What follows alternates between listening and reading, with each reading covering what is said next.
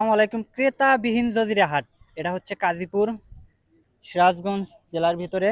এই হাটে কিন্তু প্রচুর পরিমাণে দুধ ওঠে, কিন্তু এই দুধগুলা নেওয়ার মতো দেখেন একজন মানুষও নাই।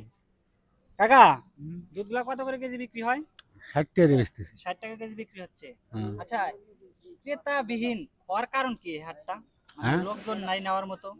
ও ৮ না গমরে তো ইনা শুয়ে নি দুধ বাজ্যার সময় দুধ কিনে নিয়ে যায়। আচ্ছা, এখন কিন্তু বাজে 4টা।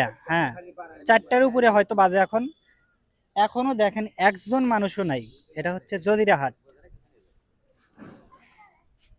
কাকা, কোন জজিরা হাটের লোক না আসার কারণ কি?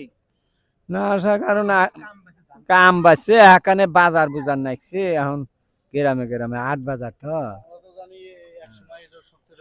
আমরা আমরা জানি এক সময় কিন্তু এই জজিরা হাটটা অনেক বড় ছিল, অনেক লোক হইতো। হ্যাঁ, এখন আজকে জজিরা হাটে এসে দেখি একজন মানুষ নাই। এটা কিন্তু দুধ বাজার।